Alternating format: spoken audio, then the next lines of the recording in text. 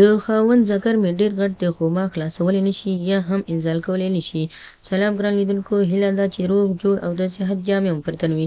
زه یو ځل بیا ستاسو په خدمت کې د یو نوي ویډیو سره حاضر یم. هیله ده چې د پام وړ مو وګرځېږي. تر هر څه دمخه بیا یادونه وکړم که زموږ چینل مو نه وي سبسکرایب کړی نو زموږ چینل سبسکرایب کړئ او په خوا کې ورسره د ګوګړي نښان ووهئ. مننه. د سړي چې کله هم څومره ذکر غټ وي خو داسې نشي کولی تر څو مېرمن انزال کړي. یو چا پوښتنه کړې وه چې زما ذکر ډېر غټ دی، ډېر قوي دی، مضبوط دی، خو د دې پوه نه شومه چې مضبوط څه ته وایي او د دې په معنا دوی یا پوهېږي یا نه پوهېږي چې مضبوط څه ته وایي. خو زما په اند مضبوط خو هغه ته وایي چې یعنې مېرمن انزال کړي او خلاصه کړي. خو زما په خیال دوی مضبوط هغه ته وایي چې یعنې غټ وي، غټ دی او بیا هم شخېږي یا هم مست دی، خو چې کله د امتحان وخت راشي بیا یې پرچې کې ټول نقل کړی وي. مطلب دا چې کله دوی ذکر یعنې د کوروالي وخت راشي بیا دوی ډېر زر انزال کېږي او خلاصېږي.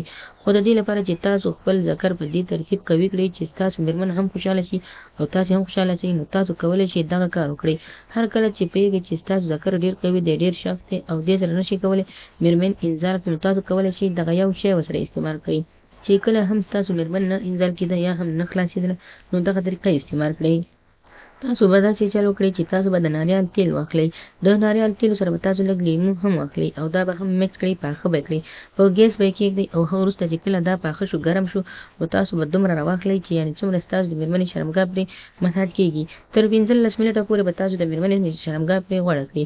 که چېرته ستاسو ذکر په 15 منټه کې خلاصېږي نو تاسو کولی شئ چې مېرمنه هم په 15 منټه کې انزال خلاصه او سرته ورسوئ. دغه طریقه اوس هندوان ډېر استعمالوي. په هندوستان کې دغه طریقې څخه ډېر خلک استفاده کوي چې ناریال راواخلي او د هغه څخه ناریال غوړ وباسي.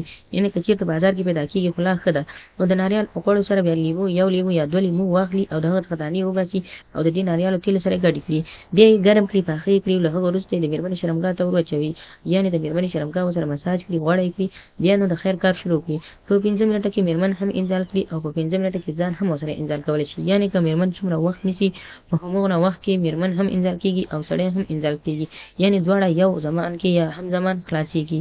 نو خدای دې وکړي ملګرو زموږ د ویډیو څخه غلط مطلب وانه خلئ، زموږ ویډیو لایک کړئ، زموږ چینل هم سبسکرایب کړئ. مننه.